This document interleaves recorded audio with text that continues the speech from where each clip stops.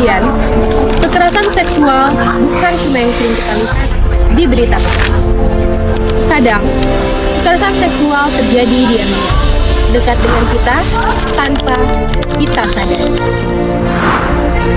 Secara umum, kekerasan seksual dapat diartikan sebagai tindakan seksual yang dilakukan tanpa adanya persetujuan atau izin dari pihak yang menjadi korban. Kekerasan seksual dapat termanifestasi melalui berbagai bentuk, seperti kontak fisik berupa sentuhan, cubitan, percobaan pemerkosaan, atau penetrasi seksual. Selain itu, kekerasan seksual juga dapat berwujud melalui kata-kata seperti ancaman, intimidasi, hinaan, ataupun rayuan seksual yang tidak kita inginkan. Kekerasan seksual merupakan salah satu bentuk kejahatan dan pelanggaran hak asasi manusia yang sangat krusial untuk disoroti dan ditangani secara serius. Kekerasan seksual dapat merendahkan harkat dan martabat manusia, baik itu pelaku ataupun korban yang mengalami kekerasan seksual. Maka dari itu, sangat penting untuk kita memahami apa kekerasan seksual, bagaimana bentuk kekerasan seksual, dan apa dampak pada korban yang mengalami kekerasan seksual. Ini ada beberapa bentuk kekerasan seksual yang harus kita kenali. Pertama, yaitu pelecehan seksual. Kalian tahu nggak sih, pelecehan itu bukan hanya sekedar sentuhan, tetapi bisa saja tentang ucapan atau gestur atau lingkaran yang bernuansa seksual.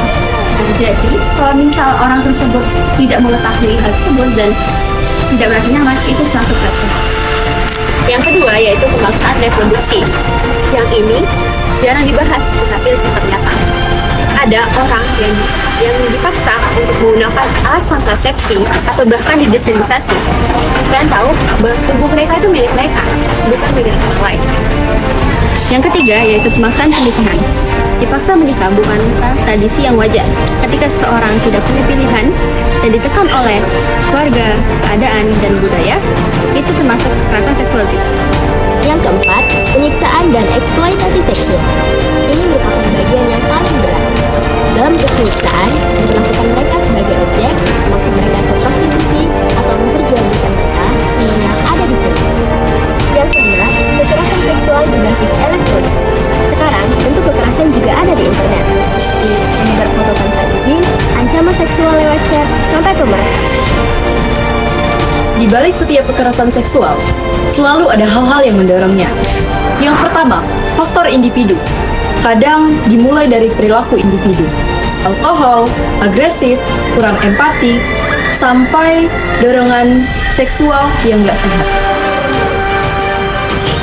Yang kedua, faktor lingkungan. Lingkungan juga punya peran. Masa kecil yang penuh kekerasan, keluarga yang cuek, atau hubungan yang timpang. Semua itu bisa membentuk pelaku. Yang ketiga, faktor sosial dan budaya. Dan yang paling berat, budaya. Saat masyarakat masih menyalahkan korban, menoleransi kekerasan, dan hukum gak tegas, pelaku merasa aman untuk menemani. Kekerasan seksual bukan cuma berhenti pada tindakan dan faktor penyebabnya. Yang tidak terlihat justru luka yang ditinggalkannya, luka yang tidak terlihat dari luar. Untuk dampak yang pertama yaitu adalah trauma psikologis. Traumanya bisa lama. Korban jadi mudah takut, cemas, bahkan mimpi buruk karena kejadian itu terus terulang.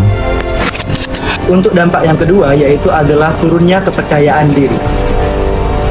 Banyak yang merasa tidak aman, tidak berharga, bahkan nyalahin diri sendiri. Kepercayaan diri mereka jatuh drastis. Dampak yang ketiga adalah gangguan hubungan sosial. Korban bisa menarik diri, sulit percaya sama orang, dan menghindari tempat atau situasi yang mengingatkan pada kejadian itu. Dampak yang keempat, penurunan fokus dan performa. Karena stres dan emosinya nggak stabil, mereka susah fokus. Nilai sekolah, kuliah, bahkan kinerja kerja bisa turun. Dampak yang kelima, dampak kesehatan fisik dan mental. Dari sakit kepala, sulit tidur, mual, hilang nafsu makan, sampai depresi atau gangguan kecemasan kalau nggak ditangani. Di balik gelapnya masalah ini, terdapat beberapa langkah yang dapat kita ambil untuk melindungi diri. Yang pertama, edukasi bentuk kekerasan seksual. Kenali berbagai bentuk kekerasan seksual agar lebih cepat menyadarinya. Yang kedua, menjaga batasan dan berani menolak. Buat batas kenyamanan dan buat penolakan secara tegas. Yang ketiga, waspada situasi beresiko. Hindari tempat yang sepi dan situasi yang janggal. Yang keempat, saling menjaga. Keamanan akan lebih kuat jika dilakukan secara bersama-sama. Yang kelima, gunakan fitur keamanan digital. Manfaatkan emergency SOS dan kontak panggilan darurat. Yang keenam, laporkan dan ambil peran. Melapor bukan hanya untuk diri sendiri, tetapi juga mencegah adanya korban lainnya. Ketika kekerasan seksual telah terjadi, korban butuh bukan hanya sekedar dukungan, tetapi korban butuh penanganan yang aman, tepat, dan manusiawi.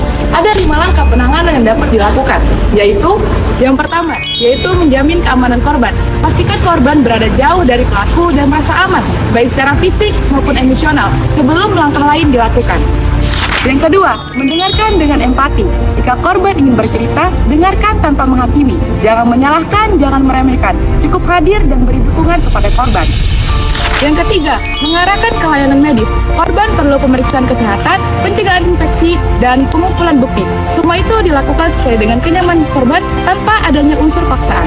Yang keempat, mendampingi proses pelaporan. Jika korban ingin melapor, dampingi ia ke pihak berwenang seperti polisi atau PPA, agar ia tidak menghadapi proses hukum secara sendirian. Yang kelima, menghubungkan ke konselor atau psikolog. Trauma tidak hilang begitu saja. Trauma perlu ditangani dengan pendamping profesional yang dapat membantu korban pulih secara bertahap, baik secara mental maupun emosional. Dan disinilah kita mulai. Lewat keberanian untuk berbicara Dan saling menjaga. Setiap orang berhak merasa aman dan dihargai. Kekerasan seksual bukan hanya melukai secara fisik, tapi juga menghancurkan masa depan dan martabat seseorang. Karena itu, kita harus saling menjaga, berani berbicara, dan tidak ragu meminta bantuan ketika melihat ataupun mengalami tanda-tanda itu.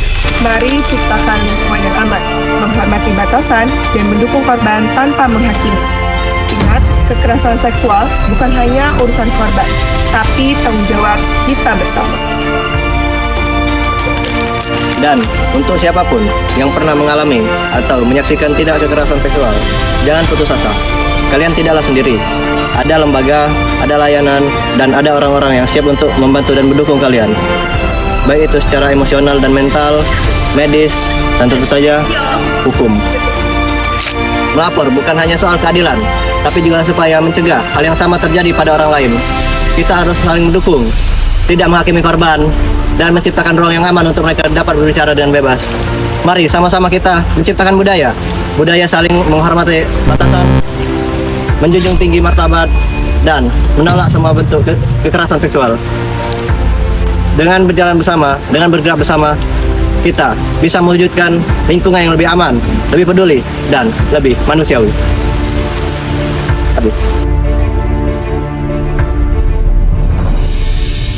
Diam bukan pilihan. Keberanian itu menular. Setiap suara berhak didengar.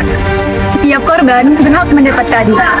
Kita berdiri bersama, bukan membiarkan. Kita bukan generasi yang menutup mata. Kita generasi yang berani bersuara. Kita generasi yang berani melawan. Berani speak up, berani melawan. Stop.